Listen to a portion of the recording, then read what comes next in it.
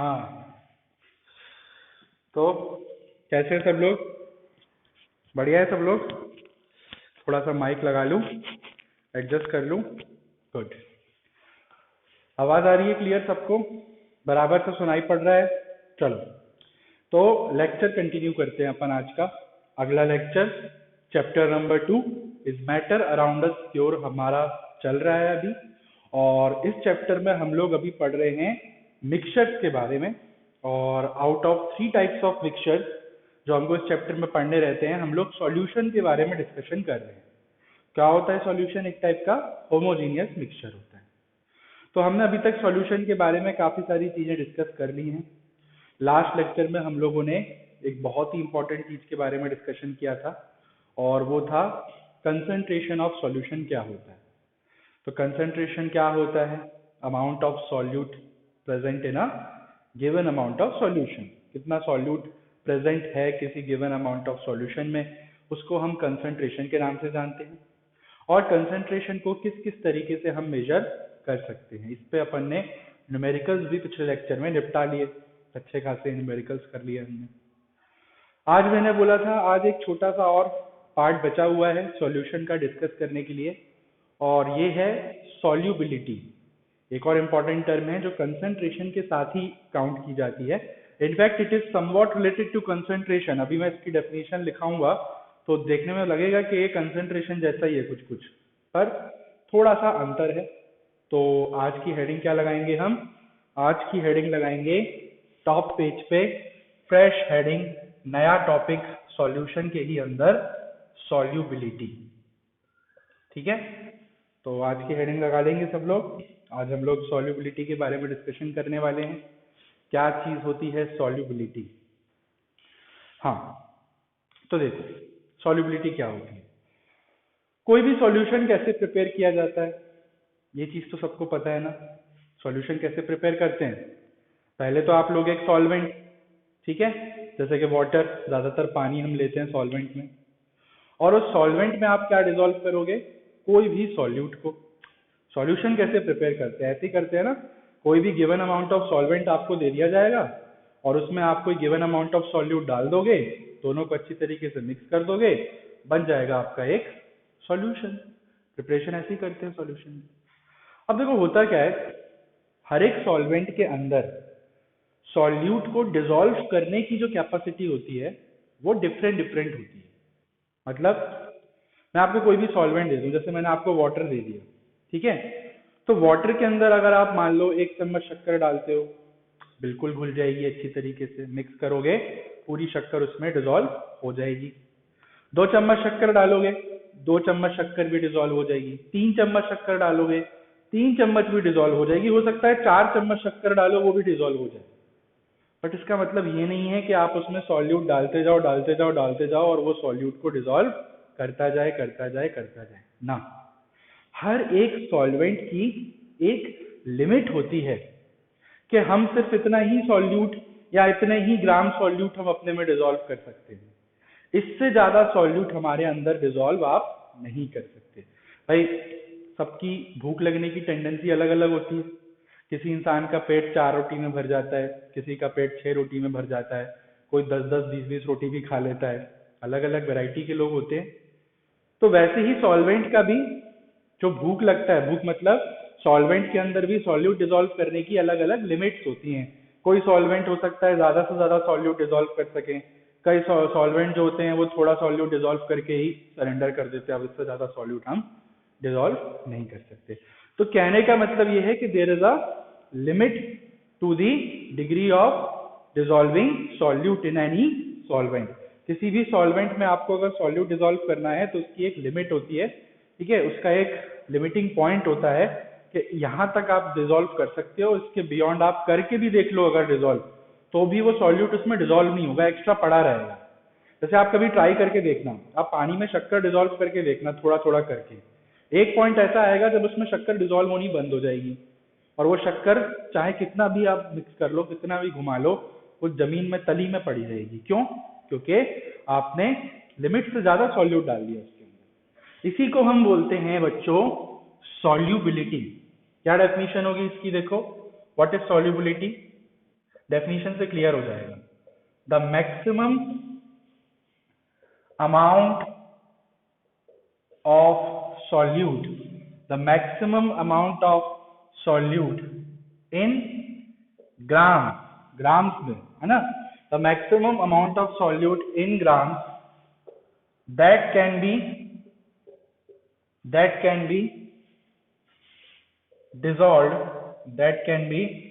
dissolved in 100 gram of solvent. 100 gram solvent अगर आपको मैंने दिया हो, एक स्टैंडर्ड वैल्यू लेके चलते हैं, क्योंकि सॉल्वेंट की क्वांटिटी कम है या ज्यादा उस पर भी डिपेंड करता है ना कितना सॉल्यूट डालोगे आप, समझ रहे हो, तो इसलिए हम फिक्स एक लेके चलते हैं। तो maximum amount of solute in grams that can be dissolved in 100 gram of solvent at given temperature, ये बहुत इंपॉर्टेंट चीज है, at given temperature is called solubility। अभी मीनिंग समझाऊंगा डेफिनेशन का क्या होता है, पहले तो सब लोग डेफिनेशन लिख लेंगे सॉल्युबिलिटी की। जो व्हाट इज सॉल्युबिलिटी, क्या होती है सॉल्युबिलिटी?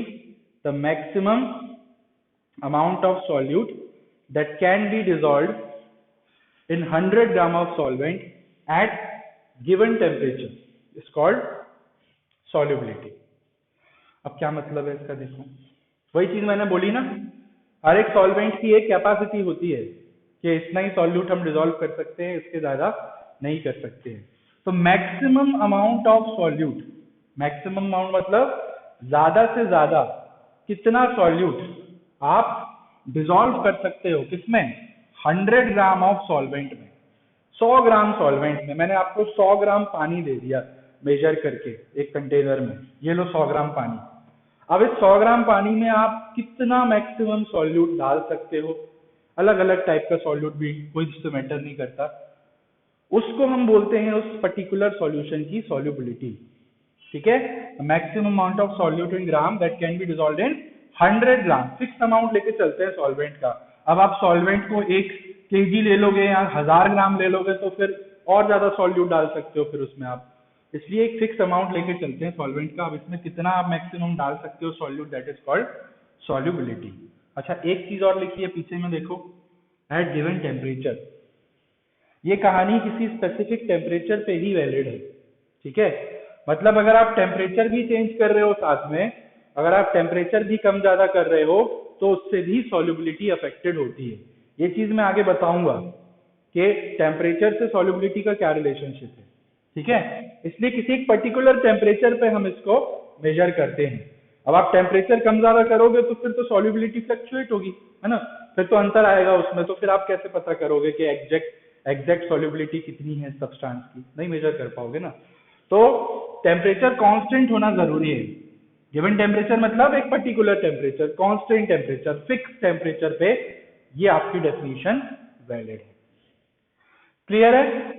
तो ज्यादा से ज्यादा कितना सॉल्यूट आप डाल सकते हो सॉल्वेंट में, इसको हम सॉल्युबिलिटी बोलते हैं। आप ज्यादा से ज्यादा कितना खाना खा सकते हो भूख लगने पे, उसको हम सॉल्युबिलिटी बोलते हैं। भाई वही बात हो गई ना, जितना आपको भूख लगेगी उतना ही तो खा पाओगे खाना, तो ज्यादा तो नहीं खा सकते ना। वैसे ही सॉल्वेंट में भी एक लिमिट होती है सॉल्यूट डालने की, उतना ही डाल सकता है, उससे ज्यादा तो नहीं डाल सकते ना, जगह तो उतनी ही है। भाई 100 ग्राम जो आपने पानी दिया है मान लो यहाँ पे, तो पानी के पार्टिकल्स तो उतने ही होंगे 100 ग्राम में जितने होने चाहिए, फिक्स अमाउंट होगा उनका, और उनके बीच में स्पेस भी उतना ही होगा जितना फिक्स रहता है पहले से होना चाहिए। तो जितना स्पेस होगा उतने ही तो सॉल्यूट आकर के उसमें घुल पाएंगे, अब ज्यादा थोड़ी ना इकट्ठे हो जाएंगे उसमें। अगर 10 लोग की बैठने की जगह है तो 10 ही लोग तो बैठेंगे ना वहां पे कुर्सियों पे, अब 25 लोग को कैसे बिठा दोगे 10 में? ये चीज है। एग्जाम्पल जैसे कि देखो, एक एग्जाम्पल से समझते हैं। सॉल्ट का एग्जाम्पल लेते हैं, शक्कर तो बहुत हो गई, डायबिटीज हो जाएगी सुन सुन के। सॉल्ट का एग्जाम्पल लेते हैं। For example 36 gram of NaCl। NaCl क्या होता है? कॉमन सॉल्ट, जो हम नमक खाते हैं उसको हम NaCl बोलते हैं, फॉर्मूला है उसका sodium chloride. 36 gram of NaCl that is common salt can be dissolved in 100 gram of water, 100 gram of water at 20 degree Celsius. जरा ये स्टेटमेंट पढ़ के देखो क्या लिखा है। क्या स्टेटमेंट लिखा हुआ है यहाँ पे, समझ में आ रहा है इस स्टेटमेंट का meaning? 36 gram of NaCl that is salt can be dissolved in 100 gram of water at 20 degree Celsius. मतलब कि अगर मान लो आपने एक ग्लास ले लिया और मान लो इस ग्लास के अंदर आपने क्या ले लिया, इस ग्लास के अंदर आपने ले लिया है 100 ग्राम वाटर, तो ये आपका सॉल्वेंट हो गया। 100 ग्राम सॉल्वेंट लेते हैं सॉल्युबिलिटी मेजर करने के लिए, तो आपने ग्लास में 100 ग्राम मेजर करके वाटर ले लिया आपने। अब इस 100 ग्राम वाटर के अंदर मैक्सिमम कितना सॉल्ट डिसॉल्व किया जा सकता है, ये लोग बोल रहे हैं, ये लोग बोल रहे हैं maximum 36 gram of salt can be dissolved in 100 gram of water. Temperature क्या है? 20 डिग्री सेल्सियस। मतलब अगर 20 डिग्री सेल्सियस टेम्परेचर पे आपने ये ग्लास अगर कहीं पे रखा हुआ है, अब 20 degree Celsius generally room temperature होता है, रूम टेम्परेचर 20 से 25 तक हम मानते हैं कमरे का टेम्परेचर। तो आपने अगर 20 डिग्री सेल्सियस के गिवन टेम्परेचर पे किसी 100 ग्राम पानी के ग्लास को अगर एक जगह रखा हुआ है और उसमें अगर आप सॉल्ट डिसॉल्व कर रहे हो, तो आप मैक्सिमम से मैक्सिमम 36 ग्राम सॉल्ट इसमें डिसॉल्व कर सकते हैं। 36 ग्राम सॉल्ट आप इसमें डालोगे तो वो पूरी तरीके से डिसॉल्व होके एक होमोजीनियस सॉल्ट का सॉल्यूशन बना लेगा। अब इससे ज्यादा अगर डालोगे 37, 38, 40, तो ऐसा नहीं कि वो जाने से मना कर देगा कि हम नहीं जाएंगे, चला तो जाएगा पानी में पर डिसॉल्व नहीं होगा। वो सॉल्ट आपको अलग से यहाँ पर पड़ा दिखाई देगा नीचे की तरफ, एक्सेस ऑफ सॉल्ट, डिसॉल्व ही नहीं हुआ। जो चीज डिसॉल्व ही नहीं हो पा रही है वो आपको अलग से नजर आएगी, कुछ देर बाद नीचे आ जाएगी, जमा हो जाएगी। तो इसको हम बोलते हैं क्या? सॉल्युबिलिटी। यानी कि हम बोल सकते हैं, वी कैन से दैट के solubility of salt in water या इन 100 gram water at 20 degree Celsius कितना है? 36 ग्राम। ये वैल्यू याद कर लो एग्जाम्पल के लिए, ठीक है? कोई आपसे पूछे कि बताओ सॉल्ट की सॉल्युबिलिटी कितनी होती है, तो सॉल्ट की सॉल्युबिलिटी इन 100 ग्राम वाटर, 100 ग्राम वाटर होना चाहिए और टेम्परेचर भी फिक्स होना चाहिए जैसे कि 20 डिग्री सेल्सियस। तो 36 gram, this is the value of solubility of salt in water. 36 gram से ज्यादा सॉल्ट हम डिसॉल्व नहीं कर सकते, मैक्सिमम लिमिट है। तो हर सॉल्यूट के लिए ये वैल्यू अलग अलग होगी। ये तो हम सॉल्ट के बारे में बोल रहे हैं, शुगर के लिए कुछ और वैल्यू होगी, या आप फाइंड आउट करके देखना। शुगर के लिए कुछ और वैल्यू होगी, शुगर की सॉल्युबिलिटी थोड़ी अलग होती है। तो ऐसे अलग अलग सब्सटेंसेस की जो सॉल्युबिलिटी होती है, उनकी जो मैक्सिमम लिमिट होती है वो डिफरेंट होती है। जैसे खाना हम अलग अलग टाइप के खाने को अलग अलग क्वांटिटी में कंज्यूम कर सकते हैं, है ना? अगर आप रोटी खाओ तो रोटी हो सकता है आपका 6 रोटी में पेट भर जाए, 4 रोटी में पेट भर जाए। पर वहीं पे अगर आपको अगर पूड़ी दे दी जाए तो पूड़ी का साइज छोटा होता है, पूड़ी थोड़ी अलग भी होती है, पूड़ी खासकर लोगों को ज्यादा अच्छी लगती है, तो उसको हम ज्यादा क्वांटिटी में खा लेते हैं। तो डिपेंड करता है ना फूड क्या है। मैगी दे दी जाए आपको अगर, तो मैगी आप ज्यादा खा लोगे। तो वैसे ही सॉल्यूट के नेचर अलग अलग होते हैं, इसलिए सॉल्यूट का सॉल्युबिलिटी भी डिफरेंट हो सकता है। तो इतनी चीज तो पहले नोट कर लेंगे। ये हमने सॉल्युबिलिटी की डेफिनेशन के बारे में अच्छी तरीके से डिस्कशन कर लिया। सॉल्युबिलिटी क्या होती है? Maximum amount of solute that can be dissolved in 100 gram of solvent eight given temperature, specific temperature. और ये एक एग्जाम्पल इंपॉर्टेंट है NaCl का, उसको याद कर लेंगे, ठीक है? आगे बढ़ा जाए, चलो। तो ये तो हो गई डेफिनेशन इसकी सॉल्युबिलिटी की। अब मैं इसको लिखे रहने देता हूं, इसी के नीचे मैं एक और चीज डिस्कस कर लेता हूं, अलग चीज। क्या? देखो मैंने क्या बोला, अलग अलग सॉल्यूट की सॉल्वेंट में डिसॉल्व होने की जो लिमिट होती है वो अलग अलग होती है। जैसे सॉल्ट की लिमिट है 36 ग्राम, अगर टेम्परेचर 20 है तो, और अगर 100 ग्राम वाटर है तो सॉल्ट की लिमिट इतनी है, मैक्सिमम इतना सॉल्ट ही हम डिसॉल्व कर सकते हैं। वैसे ही कई सॉल्यूट ऐसे भी होते हैं जिनकी लिमिट और ज्यादा होती है, किसी की लिमिट बहुत ही कम होती है, कोई थोड़ा सा ही डिसॉल्व हो पाएगा, उससे ज्यादा नहीं हो पाएगा। तो इस बेसिस पे आपके कुछ टाइप्स ऑफ सॉल्यूट्स आते हैं, टाइप्स ऑफ सॉल्यूट्स। याद रखना सॉल्यूट के टाइप्स बता रहा हूं मैं, सॉल्यूशन के टाइप्स नहीं, अभी सॉल्यूशन के टाइप्स भी पढ़ेंगे हम सॉल्युबिलिटी के बेसिस पे। These are the types of solute. तो मैं यहाँ पे लिख देता हूं सबसे पहले तो कि different solutes have different degree of solubility, have different degree of solubility in solvent। ठीक है, क्या बोला मैंने?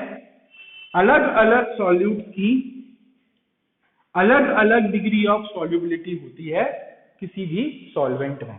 ठीक है, कोई भी स्पेसिफिक सॉल्वेंट में अलग अलग सॉल्यूट की अलग अलग डिग्री ऑफ सॉल्युबिलिटी होती है। कोई ज्यादा डिसॉल्व हो सकता है, कोई कम में हो जाता है, कोई होता ही नहीं है। कई सॉल्यूट ऐसे होते हैं जो डिसॉल्व ही नहीं होते, जैसे सैंड, मिट्टी डाल दो आप पानी में तो वो डिसॉल्व ही नहीं होगी, है ना। तो वो तो आपके कोलॉइडल सॉल्यूशंस होते हैं, वो अपन आगे पढ़ेंगे अभी। ठीक है, सैंड इन वाटर सस्पेंशन वगैरह। तो सब सॉल्यूट की अलग अलग डिग्री ऑफ सॉल्युबिलिटी होती है। तो इस बेसिस पे कि कौन सा सॉल्यूट कितना डिसॉल्व हो सकता है, कौन से सॉल्यूट की कितनी मैक्सिमम लिमिट है डिसॉल्व होने की सॉल्वेंट में, इस बेसिस पे आपके सॉल्यूट को हम 3 कैटेगरीज में क्लासिफाई कर सकते हैं। क्या क्या? नंबर 1, पहले आपके आते हैं सॉल्यूबल सॉल्यूट्स। सॉल्यूबल सॉल्यूट्स क्या होते हैं? सॉल्यूबल सॉल्यूट्स, देखो सॉल्यूबल सॉल्यूट्स वो टाइप के सॉल्यूट्स होते हैं जिनमें क्या, लिख देता हूं समझ में आ जाएगा, बहुत सिंपल है। More than 1 gram of solute will dissolve in 100 gram of solvent at given temperature। मतलब soluble solutes वो टाइप के solutes होते हैं जो कि more than 1 ग्राम, मतलब 1 ग्राम से ज्यादा किसी भी सॉल्वेंट के अंदर डिसॉल्व हो सकते हैं। मतलब क्वांटिटी वाइज है क्लासिफिकेशन। मैक्सिमम कितने ग्राम, देखो डेफिनेशन क्या लिखा है, the maximum amount of solute in grams. Maximum ज्यादा से ज्यादा कितने अमाउंट ऑफ सॉल्यूट ग्राम्स में आप डिसॉल्व कर सकते हो सॉल्वेंट के अंदर, उस बेसिस पे क्लासिफिकेशन है। तो मैंने क्या बोला, 1 ग्राम से ज्यादा अगर कोई सॉल्यूट 100 ग्राम सॉल्वेंट में डिसॉल्व हो जा रहा है किसी गिवन टेम्परेचर पे ऑब्वियसली, तो ऐसे सॉल्यूट्स को हम बोलते हैं सॉल्यूबल सॉल्यूट्स, कि हाँ भाई ये सॉल्यूबल हैं, इनकी सॉल्युबिलिटी अच्छी है। क्या बोलते हैं हम? इनकी सॉल्युबिलिटी अच्छी है, they are good soluble solutes. ठीक है, जैसे कि एग्जांपल ऊपर देखो, सॉल्ट का एग्जांपल लिया था हमने। कितना मैक्सिमम कॉमन सॉल्ट डिसॉल्व कर सकते हो आप 100 ग्राम पानी में, सॉल्वेंट में 20 डिग्री सेल्सियस पे? 36 ग्राम ना, 1 ग्राम से ज्यादा है ना। यानी कि सॉल्ट जो है ये अच्छा सॉल्यूबल सॉल्यूट है। शुगर भी सॉल्यूबल सॉल्यूट में ही कंसिडर होता है। ये आप फाइंड आउट करना कि कितना शुगर आप डिसॉल्व कर सकते हो 20 डिग्री सेल्सियस पे।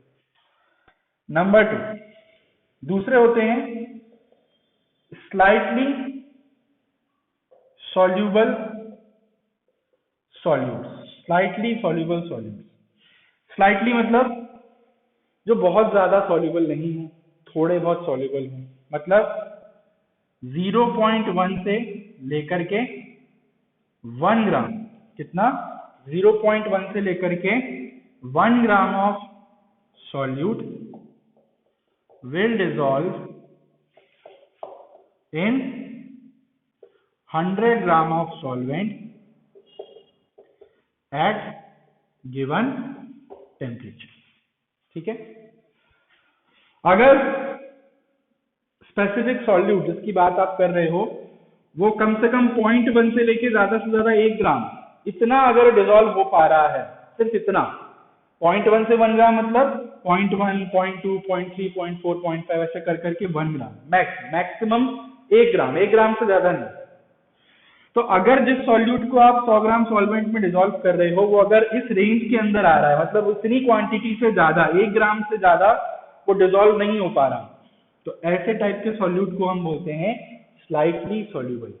ठीक है, 0.1 से 1 ग्राम की लिमिट होती है, और 1 ग्राम से ज्यादा अगर डिसॉल्व हो जा रहा है तो फिर उसको आप ये बोलोगे सॉल्युबल सॉल्यूट बोलोगे।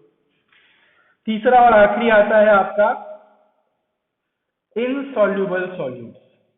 इनसॉल्युबल सॉल्यूट्स, अब इनसॉल्युबल समझ जाओ, मतलब जिनकी सॉल्युबिलिटी बहुत ही पुअर हो, बेकार सॉल्युबिलिटी हो। कितने होंगे? लेस देन 0.1 ग्राम, इतना कम ऑफ सॉल्यूट अगर डिसॉल्व हो रहा है किसमें? 100 ग्राम ऑफ सॉल्वेंट में एट गिवन टेम्परेचर। ठीक है, अगर 0.1 ग्राम से भी कम सॉल्यूट डिसॉल्व हो पा रहा है, मतलब आप कोई सॉल्यूट डाल रहे हो और 0.1 ग्राम, 0.1 ग्राम में ही खत्म खेल, इतना डाले बस, अब इसके बाद वो डिसॉल्व ही नहीं हो रहा है उसके अंदर, इतनी कम सॉल्युबिलिटी। तो इतना कम अमाउंट ऑफ सॉल्यूट अगर डिसॉल्व हो रहा है किसी सॉल्वेंट में, तो ऐसे सॉल्यूट्स को हम बोलते हैं इनसॉल्युबल सॉल्यूट। तो ये 3 मेजर टाइप्स होते हैं सॉल्यूट के, होते तो बहुत सारे हैं, अगर आप नेट में सर्च करो या हायर क्लासेस में जब आप जाओगे तो आपको पता चलेगा कि और भी सब टाइप्स होते हैं, क्योंकि अमाउंट की एक वैल्यू है ये। तो 1 ग्राम से ज्यादा में एक और कैटेगरी डाल दो, हाईली सॉल्युबल। भाई कई सॉल्यूट ऐसे भी होते हैं जो 40-40 ग्राम, 50-50 ग्राम डिसॉल्व हो जाते हैं, तो वो हाईली सॉल्युबल बोल देते हैं। तो ऐसे और भी सब टाइप्स होते हैं इसमें, पर हमको सबके बारे में नहीं पढ़ना। ये 3 मेजर कैटेगरीज इंपॉर्टेंट हैं। सॉल्युबल सॉल्यूट्स कौन से होते हैं? जो 1 ग्राम से ज्यादा डिसॉल्व हो सकते हैं। ठीक है, स्लाइटली सॉल्युबल जो 0.1 से 1 ग्राम के बीच में रहते हैं, और 0.1 ग्राम से भी कम अगर सॉल्यूट डिसॉल्व हो पा रहा है तो वो आ जाता है इनसॉल्युबल सॉल्यूट्स। मतलब इनकी सॉल्युबिलिटी बहुत ही पुअर है नीचे वालों की, और सबसे अच्छी सॉल्युबिलिटी किनकी है? पहले वालों की। तो ये तो हो गए आपके सॉल्यूट के टाइप्स। किस बेसिस पे? सॉल्युबिलिटी के बेसिस पे, मैक्सिमम कितना सॉल्यूट आप डिसॉल्व कर पा रहे हो इस बेसिस पे। ठीक है, चलो समझ में आया इतना? आगे बढ़े। चलो, तो ये तो थे आपके सॉल्यूट के टाइप्स। ठीक है, कि कितना सॉल्यूट, कितने अमाउंट का सॉल्यूट आप डिसॉल्व कर पा रहे हो। अब हम बात करते हैं टाइप्स ऑफ सॉल्यूशन के बारे में। ठीक है, सॉल्यूशन के भी टाइप्स होते हैं कि किसी सॉल्यूशन में आप और कितना सॉल्यूट डाल सकते हो। आ जाओ डिस्कस करते हैं, ये इंपॉर्टेंट है बहुत, टाइप्स ऑफ सॉल्यूशन। ठीक है, चलो तो अगली हेडिंग डाल लेंगे टाइप्स ऑफ सॉल्यूशन। अभी हमने टाइप्स ऑफ सॉल्यूट के बारे में डिस्कशन किया था, अब हम बात कर रहे हैं टाइप्स ऑफ सॉल्यूशन के बारे में। अब इसमें क्या पढ़ना है हमको? देखो, कोई भी सॉल्यूशन आपने प्रिपेयर किया पर्टिकुलर सॉल्यूट और पर्टिकुलर सॉल्वेंट को मिक्स करके, अब वो सॉल्यूशन आपने प्रिपेयर करके एक जगह रख दिया। ठीक है, ये बढ़िया हमारा शुगर का सॉल्यूशन बनके तैयार हो गया। इसमें हमने इतनी शक्कर डाली 1 चम्मच, इसमें हमने पानी ले लिया इतना और मिक्स करा, ये बन गया शुगर का सॉल्यूशन। अब उस शुगर के सॉल्यूशन में जो ऑलरेडी प्रिपेयर्ड सॉल्यूशन है आपका, जिसको आपने पहले से प्रिपेयर कर लिया है, उसमें और कितनी एक्स्ट्रा सॉल्यूट आप डाल सकते हो। याद रखना सॉल्यूशन में, ठीक है, किसी भी ऑलरेडी प्रिपेयर्ड सॉल्यूशन के अंदर आप और एक्स्ट्रा कितना सॉल्यूट डाल सकते हो। बनने के बाद, बन गया वो सॉल्यूशन, बन के रेडी है, उसके बाद भी अगर आप एक्स्ट्रा सॉल्यूट डाल रहे हो तो उस एक्स्ट्रा सॉल्यूट को कोई सॉल्यूशन कितना अलाउ कर रहा है अपने अंदर, उसको हम बोलते हैं क्या? Types of solution. तो सॉल्यूशन के टाइप्स कैसे पढ़ने हैं हमको? देखो, on the basis of extra, on the basis of extra amount of solute that can be dissolved in a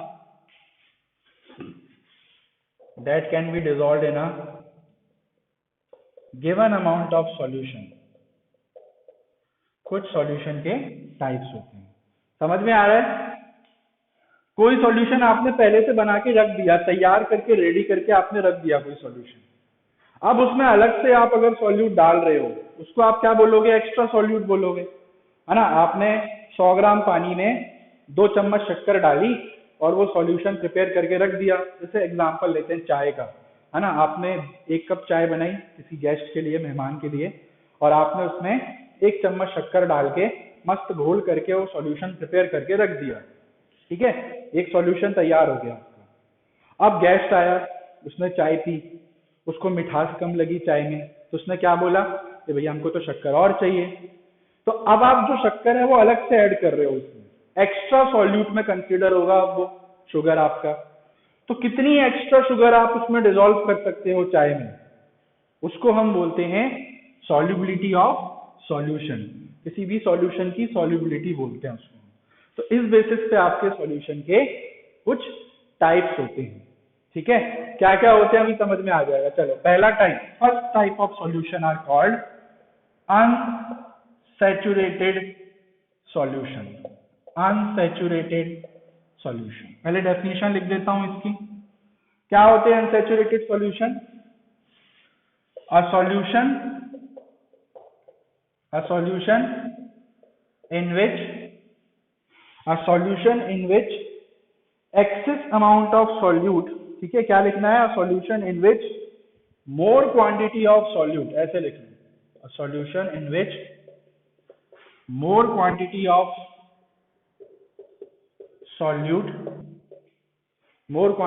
solute can be dissolved, more amount of solute can be dissolved at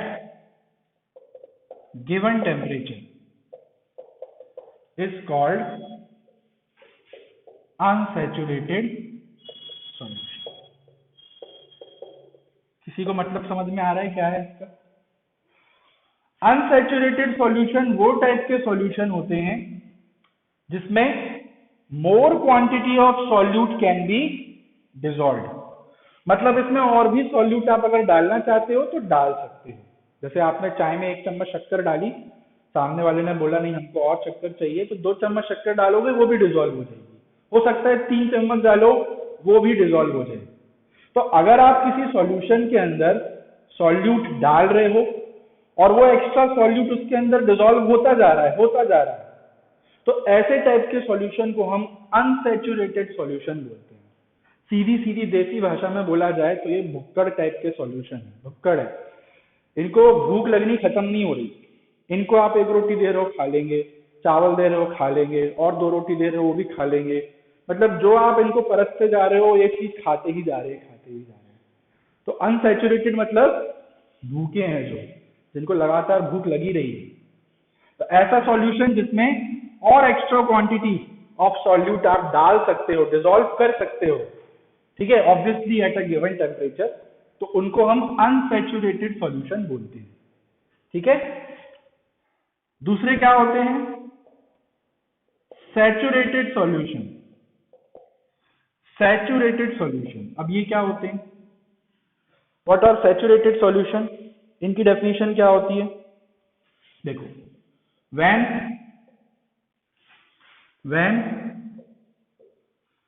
no more amount of solute can be dissolved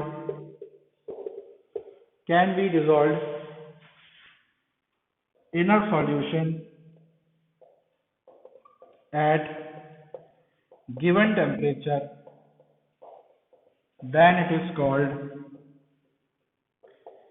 saturated solution. ये definition लिख लें, ये NCERT में नहीं दी हुई है, ऐसे proper line में डेफिनेशन नहीं दी हुई है ये, इसलिए इनको याद करना इंपॉर्टेंट है। देखो, सैचुरेटेड सॉल्यूशन क्या होते हैं आपके? When no more amount of solute can be dissolved in a solution, मतलब जब आप और सॉल्यूट उस सॉल्यूशन में डिसॉल्व नहीं कर सकते हो। ठीक है, अब आपने चाय बना ली, चाय में आपने 3 चम्मच शक्कर डाली, अब सामने वाले ने बोला हमको तो 5 चम्मच शक्कर चाहिए, हमको तो और मीठी चाय चाहिए। तो 3 चम्मच शक्कर आपने डाली, 3 चम्मच शक्कर तो उसमें और डिजोल्व हो गई, क्योंकि तब तक वो सॉल्यूशन कैसा था, अनसैचुरेटेड था, तब तक वहां पर जगह थी पार्टिकल्स के बीच में। अब वो जगह भर गई, तो अब आप और एक्स्ट्रा शुगर उसमें डालने भी जाओगे तो वो डिजोल्व नहीं होगी। तो अगर आप किसी सॉल्यूशन में एक्स्ट्रा सॉल्यूट डाल रहे हो और वो एक्स्ट्रा सॉल्यूट उसमें डिजोल्व नहीं हो रहा हो, तो हम बोलते हैं कि ऐसा सॉल्यूशन क्या हो गया है, सैचुरेटेड सॉल्यूशन हो गया है। ठीक है, मतलब इसका पेट भर गया। या आपका पेट भर जाएगा तो आप थोड़ी ना खाना खाओगे, फिर तो छोड़ दोगे आप, ये बचा हुआ है लो, ये तो आप पेट में नहीं जा रहा, पेट भर गया हमारा। तो उसको हम सैचुरेटेड वर्ड इसके लिए यूज करते हैं। सैचुरेशन वर्ड का मतलब ही ये है कि बस खत्म, बॉर्डर क्रॉस हो गया। जैसे हमारी पढ़ाई का भी एक सैचुरेशन लिमिट होता है ना, आप पढ़ने बैठो 1 घंटा 2 घंटा पढ़ लोगे आप, 2 घंटे बाद ऐसा लगता है अब हो गया, अब नहीं पढ़ सकते, अब पढ़ाई नहीं हो सकती, अब कुछ और काम करते हैं, मस्ती वस्ती करते हैं। तो वो 2 घंटा आपकी क्या हुई, एक सैचुरेशन लिमिट हो गई आपकी। अब इसके बाद आप सरेंडर कर दोगे, नहीं हो पाएगा। तो ऐसे सॉल्यूशन जिनमें और एक्स्ट्रा सॉल्यूट आप डिजोल्व ना कर पा रहे हो, डाल तो दोगे उसमें पर वो डिजोल्व नहीं होगा, पड़ा रहेगा एक्स्ट्रा, ऐसे सॉल्यूशन को हम सैचुरेटेड सॉल्यूशन बोलते हैं कि भैया इनका पेट भर गया। तीसरे टाइप, अब तीसरे टाइप क्या हो सकता है? भाई 2 टाइप तो मेन होते हैं ना, इससे ज्यादा और क्या हो सकता है? थर्ड टाइप क्या हो सकता है इससे ज्यादा? थर्ड टाइप के जो सॉल्यूशन है वो स्पेशल कंडीशन वाले सॉल्यूशन, अभी समझाता हूँ, देखो बहुत अच्छे एग्जांपल से समझाऊंगा। Super saturated solution, super saturated, अति पेट भर गया इनका। अब देखो ये स्पेशल सिचुएशन है। कैसी स्पेशल सिचुएशन है? घर में जब हम का पेट भर जाता है हमारा, तो हम मना कर देते हैं सीधे, अब नहीं खाना, ले जाओ, बचा एक्स्ट्रा नहीं खाएंगे, पेट भर गया। पर जब हम किसी गेस्ट के घर जाते हैं, किसी मेहमान बन के जाते हैं किसी के घर में, तो वो देखा नहीं जबरदस्ती करते, अरे बेटा और पूड़ी ले लो, अरे और ले लो, अरे 4 और पूड़ी ले लो। वहां मना नहीं कर पाते, होता है कई बार ऐसा, मेहमानों के यहाँ जाते हैं तो अक्सर वो जबरदस्ती करते तो हम मना नहीं कर पाते। तो होगा क्या, पेट तो आपका भर चुका था, आप कब के सैचुरेटेड सॉल्यूशन कन्वर्ट हो चुके थे आप, अब आपके अंदर जगह नहीं बची है। फिर भी सामने वाले ने जबरदस्ती आपके सामने पूड़ी रख दी, 4 पूड़ी, खाओ खाओ खाओ, तो अब आपको गिल्ट होगी अंदर से, अरे सामने वाले बुरा मान जाएगा, तो जबरदस्ती खाओगे फिर आप वो 4 पूड़ी को, समझ रहे हो? तो ऐसे सॉल्यूशन को हम बोलते हैं सुपर सैचुरेटेड। अरे भैया सैचुरेशन लिमिट क्रॉस हो गई, इसके बाद भी डाले पड़े हो डाले पड़े हो डाले पड़े हो सॉल्यूट, ये क्या कर रहे हो? Super saturated solution. तो अगर भूख लगनी जितनी बंद हो गई उससे भी ज्यादा अगर खाओगे तो क्या होगा, उल्टी हो जाएगी। ऐसा ही कुछ यहाँ भी होता है, अभी देखेंगे। सुपर सैचुरेटेड में भी कुछ स्पेशलाइज्ड स्ट्रक्चर्स बनते हैं। क्यों? क्योंकि जो एक्स्ट्रा सॉल्यूट आप डाल रहे हो वो कहाँ जाएगा, वो कहीं ना कहीं तो जमा होगा ना, कुछ तो करेगा गड़बड़। वो खाना अगर आप हद से ज्यादा खा लोगे तो वो टिकेगा नहीं ज्यादा देर तक, थोड़ी देर बाद कम दबाव का क्षेत्र बनेगा और आप कहाँ भागोगे, कॉल ऑफ नेचर अटेंड करने के लिए भागोगे।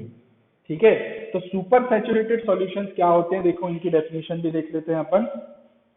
अ सॉल्यूशन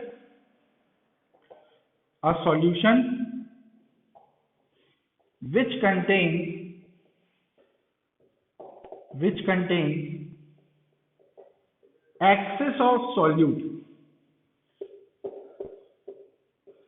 beyond its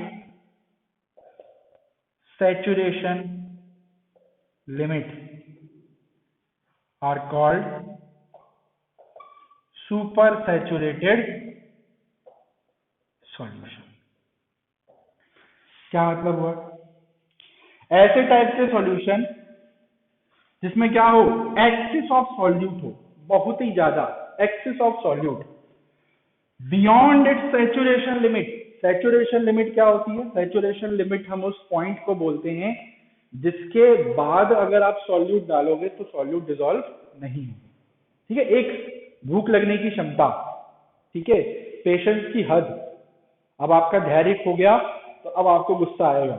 ठीक है, तो सैचुरेशन लिमिट हम उस पॉइंट को बोलते हैं, उस वैल्यू को बोलते हैं जिसके बियॉन्ड सॉल्यूट डिसॉल्व होने बंद हो जाते हैं, कि भाई यहां तक ही डिसॉल्व हो सकते हैं। जैसे कि सॉल्ट का एग्जांपल पढ़े थे अपन, तो सॉल्ट की सैचुरेशन लिमिट क्या होगी? 36 ग्राम। 36 ग्राम के बाद आप सॉल्ट डालने जाओगे तो डिजोल्व नहीं होगा। तो ऐसा सॉल्यूशन जिसकी सैचुरेशन लिमिट क्रॉस हो चुकी है, उसके बावजूद भी आप उसमें सॉल्यूट डाले पड़े हो, तो वो जो एक्सेस ऑफ सॉल्यूट इनके अंदर पड़ा हुआ है, इसके चलते उन सॉल्यूशन को हम बोल देते हैं सुपर सैचुरेटेड। अब भूख खत्म होने के बाद भी अगर 4-5 पुड़ियां ढकेल दोगे तो खाना यहाँ तक भर जाएगा। होता नहीं है, पर बोल देते हैं ना, ऊपर तक आने लगता है, एकदम डकार मारोगे तो खाना एकदम ऊपर आ जाएगा, क्योंकि ओवरफ्लो हो जाएगा खाना लिमिट के बाद। पेट तो इतना ही होता है सबका, अब आप उसमें कितना भरोगे और एक्सेस भरोगे तो ऊपर आएगा ना खाना, उल्टी जैसी आ जाएगी। तो ये चीज होती है। तो समझ में आया? 3 टाइप के सॉल्यूशन बोलो, क्लियर हुए सबको क्या क्या होते हैं? एक जगह खड़ा हो जाता हूँ मैं, बार बार घूम रहा हूँ। Unsaturated, saturated and super saturated. ऐसे सॉल्यूशन जिनमें सॉल्यूट डाल रहे हो डिजोल्व हो जा रहा है, सॉल्यूट डाल रहे हो डिजोल्व हो जा रहा है, होता जा रहा है होता जा रहा है, उनको हम अनसैचुरेटेड बोलते हैं। भूख लगी है इनको कस के। सैचुरेटेड सॉल्यूशन जिनमें और एक्स्ट्रा सॉल्यूट डाल रहे हो, अब डिजोल्व होना बंद हो गया हो, पेट भर गया इनका, अब ये एक्सेस ऑफ सॉल्यूट को डिजोल्व नहीं कर सकते। देखो, when no more amount of solute can be dissolve, तो इनको हम बोलते हैं सैचुरेटेड सॉल्यूशन। और सुपर सैचुरेटेड मतलब पेट भरने के बाद भी a solution which contain excess of solute, बहुत ज्यादा एक्सेस अमाउंट ऑफ सॉल्यूट है जिनमें beyond it saturation limit cross होने के बाद भी, तो ऐसे सॉल्यूशन को हम बोलते हैं सुपर सैचुरेटेड सॉल्यूशन। तो बहुत सारे टाइप्स ऑफ सॉल्यूशन हमने इस चैप्टर में डिस्कस कर लिए हैं अभी तक, उन्हीं लिस्ट में इनको भी डाल देना, ठीक है? Aqueous solution, non aqueous solution, concentrated solution, dilute solution, फिर ये 3 टाइप और आ गए, है ना? और फिर वो वाले टाइप्स अलग थे फेजेस के बेसिस पे, solid and liquid, solid and solid, बहुत सारे टाइप्स हो गए, ठीक है? अच्छा, अब देखो सुपर सैचुरेटेड सॉल्यूशन में एक चीज और इंपॉर्टेंट है, यहाँ पे सॉल्यूट क्या है? एक्सेस अमाउंट में है। इतना ज्यादा एक्सेस अमाउंट ऑफ सॉल्यूट डालने के कारण यहाँ पे कुछ स्पेशलाइज्ड स्ट्रक्चर का फॉर्मेशन होता है। क्या होता है देखो, समझते हैं। जैसे ये मैंने एक बीकर ले लिया इस तरीके से, ठीक है? ये मैंने एक बीकर ले लिया, बहुत गंदा सा बीकर बनाया हूं, अब समझ जाना, ठीक है? एक कंटेनर ले लिया मैंने, इस कंटेनर के अंदर मैंने क्या ले लिया? सॉल्यूशन ले लिया, ठीक है? इस कंटेनर के अंदर मैंने कोई भी सॉल्यूशन ले लिया, कोई भी सॉल्यूट और सॉल्वेंट का एक सॉल्यूशन बना के तैयार है इसके अंदर। और ये सॉल्यूशन कैसा है? ऑलरेडी पहले से सैचुरेटेड है, ठीक है? सैचुरेटेड मतलब कि इसका पेट भर चुका है, इसमें जितना सॉल्यूट डिसॉल्व होना था वो सॉल्यूट डिसॉल्व हो चुका है, अब इसके ज्यादा सॉल्यूट आप इसमें डिसॉल्व कर ही नहीं सकते, चांस ही नहीं है। पर फिर भी आप जबरदस्ती इसके अंदर सॉल्यूट डाले पड़े हो, ये लो और ये लो और ले लो, समझ रहे हो? ये सॉल्यूशन ऑलरेडी सैचुरेटेड है, इसमें एक्सेस ऑफ सॉल्यूट डालने का कोई सेंस नहीं बनता, पर फिर भी आप इसमें क्या डाल रहे हो? एक्सेस ऑफ सॉल्यूट डाल रहे हो, ये लो और खा लो बेटा, और खा लो, 4 पूरी और ले लो। तो एक्सेस ऑफ सॉल्यूट आप फिर भी डाले पड़े हो। तो सबसे पहले तो क्या होगा? ये जो एक्स्ट्रा सॉल्यूट आप डाल रहे हो, ये सॉल्यूट कहीं और तो जाएगा नहीं, डिसॉल्व तो हो नहीं पाएगा ये सॉल्यूशन में, तो ये आपका यहीं पे जमा होता जाएगा। किसके अंदर? सॉल्यूशन के अंदर। क्या होता जाएगा? एक्सेस ऑफ सॉल्यूट जमा होता जाएगा सॉल्यूशन के अंदर। और जमा होते होते होते होते एक पॉइंट ऐसा आएगा कि अब ये सॉल्यूट क्या है, ऐसे खाली पीली घूम रहे होंगे अंदर में, बोलेंगे अब हम क्या करें, हम डिसॉल्व तो हो ही नहीं पा रहे अंदर में, खाली पीली घूम रहे हैं, बेमतलब डाल दिया जबरदस्ती। तो एक काम करते हैं, आपस में ही जुड़ जाते हैं, सॉल्वेंट के साथ तो इंटरेक्ट कर नहीं पा रहे, ये जो एक्सेस ऑफ सॉल्यूट आप डाल रहे हो ये सॉल्वेंट के साथ तो इंटरेक्ट कर नहीं पा रहा, क्योंकि सॉल्वेंट का तो पेट भर गया, उसको जितने सॉल्यूट लेने थे उतने उसने ले लिए, जितनी सीटिंग की व्यवस्था थी उतने बिठा लिया अपने पास। अब एक्सेस ऑफ सॉल्यूट क्या होते हैं? ये आपस में चिपकना स्टार्ट हो जाते हैं, आपस में बॉन्ड बनाने लग जाते हैं और ऐसे टाइप के स्ट्रक्चर्स बनाते हैं। अजीब टाइप के स्ट्रक्चर्स होते हैं, कुछ ऐसे अलग अलग शेप के स्ट्रक्चर बना रहा हूं मैं, ये देखो ऐसे अजीब अजीब टाइप के स्ट्रक्चर बनते हैं। अब ये अभी आपको समझ में नहीं आएंगे, ठीक है? अलग अलग शेप के, अलग अलग कलर के, कुछ ट्रांसपेरेंट, कोई ब्लूइश कलर के, ऐसे ना अजीब अजीब से स्ट्रक्चर बनेंगे, सॉलिड सॉलिड स्ट्रक्चर बनेंगे, जैसे कंचे होते हैं ना उस टाइप से। इन स्ट्रक्चर को बच्चों हम बोलते हैं क्रिस्टल्स। क्या बोलते हैं? क्रिस्टल्स। तो ये चीज इंपॉर्टेंट है कि सुपर सैचुरेटेड सॉल्यूशन के केस में क्या देखने को मिलता है हमको? Formation of crystals. क्या देखने को मिलता है? Formation of crystals. और ये क्रिस्टल्स एक्चुअली में है क्या? क्रिस्टल्स हैं आपके एक्सेस ऑफ सॉल्यूट पार्टिकल्स। जो एक्स्ट्रा सॉल्यूट पार्टिकल आपने डाला जबरदस्ती, ये वही है, सॉल्वेंट के साथ इंटरेक्ट हो नहीं पा रहे हैं क्योंकि सॉल्यूशन तो लिमिट क्रॉस हो चुकी है, तो ये आपस में जुड़ के क्या बना लेते हैं? क्रिस्टल्स फॉर्म कर लेते हैं। तो इस प्रोसेस को हम क्रिस्टलाइजेशन भी बोलते हैं। इसके बारे में हम लोग आगे डिस्कशन करेंगे। This process is called crystallisation, crystal बनाने की प्रोसेस। तो अच्छे अच्छे क्रिस्टल्स बनाए जाते हैं कई बार इन प्रोसेसेस से, चमकीले चमकीले क्रिस्टल्स बनते हैं। ठीक है, तो इसके बारे में हम अलग से पढ़ेंगे जब इस चैप्टर में हम सेपरेशन मेथड्स के बारे में डिस्कशन करेंगे, मेथड्स ऑफ सेपरेशन, कि कैसे हम सॉल्यूट को सॉल्वेंट को सेपरेट कर सकते हैं, तो उसमें ये मेथड आएगा। क्योंकि ये देखो एक्स्ट्रा सॉल्यूट है, इसको आप आसानी से इसमें से निकाल के अलग कर सकते हो, तो एक तरीके से सेपरेशन कर रहे हो आप सॉल्यूट का। तो ये प्रोसेस हम आगे मेथड्स ऑफ सेपरेशन में पढ़ेंगे। तो ये चीज एक्स्ट्रा थी जो बताने वाला था मैं, कि सुपर सैचुरेटेड सॉल्यूशन में क्या खास बात होती है, एक कि यहाँ पे हमको क्रिस्टल्स का फॉर्मेशन देखने को मिलता है, जो कि होते कुछ नहीं है, एक्सेस ऑफ सॉल्यूट ही होते हैं। तो इतनी कहानी नोट कर लें पहले। ये हमने टाइप्स ऑफ सॉल्यूशन के बारे में पढ़ लिया आज, कि कितने टाइप्स के सॉल्यूशन होते हैं सॉल्युबिलिटी के बेसिस पे। याद रखना, एग्जाम में अगर क्वेश्चन आता है टाइप्स ऑफ सॉल्यूशंस के बारे में बताओ, तो आप ध्यान देना किस बेसिस पे पूछा है। अगर आपको फेजेस के बेसिस पे पूछा है, सॉलिड लिक्विड गैस, तो आप वो वाला टाइप्स लिखोगे सॉल्यूशन का, जो मैंने अलग से बताया था, एक सेपरेट लेक्चर था उसके ऊपर, है ना, solid solution, liquid solution, gaseous solution. अगर आपको पूछ रहा है किस बेसिस पे, कंसंट्रेशन के बेसिस पे, कितना अमाउंट ऑफ सॉल्यूट डिसॉल्व कर रहे हैं हम गिवन अमाउंट ऑफ सॉल्यूशन में, कंसंट्रेशन के बेसिस पे, तो आपके दो टाइप डिस्कस किए थे अपन ने, याद करो, कंसंट्रेटेड सॉल्यूशन और डाइल्यूट सॉल्यूशन। अगर आपको पूछता है सॉल्वेंट के बेसिस पे कि सॉल्वेंट वाटर है कि कोई और सॉल्वेंट लिया है आपने, तो उस बेसिस पे aqueous solution, non aqueous solution. और लास्ट सॉल्युबिलिटी के बेसिस पे मैक्सिमम कितना सॉल्यूट आप डिसॉल्व कर सकते हो किसी गिवन अमाउंट ऑफ सॉल्यूशन में। इस बेसिस पे तीन टाइप्स याद रखने हैं, unsaturated, saturated and super saturated. चलो बता दूं इसको। Very good. अब क्या पढ़ना है इसमें? एक छोटी सी हेडिंग और पढ़नी है सॉल्युबिलिटी के अंदर। मैंने बोला था कि हर जगह आप देखो एक चीज लिखी हुई है, गिवन टेम्परेचर, है ना, हर जगह मैंने ये चीज लिखी है। सॉल्युबिलिटी जो होती है वो टेम्परेचर से अफेक्टेड होती है। अगर आप टेम्परेचर कम ज्यादा करोगे तो सॉल्युबिलिटी पे भी असर पड़ता है उसका। ठीक है, कैसे? देखो अब याद करो, समझो। अगर आप शक्कर को ठंडे दूध में डालो, ठीक है, चिल्ड मिल्क, ठंडा दूध पीते हैं गर्मी के सीजन में, और एक तरफ आप शक्कर को डालो गर्म दूध में, तो किस में जल्दी डिसॉल्व होगी शक्कर, या किस में ज्यादा शक्कर डिसॉल्व होगी? ऑब्वियसली गर्म दूध में।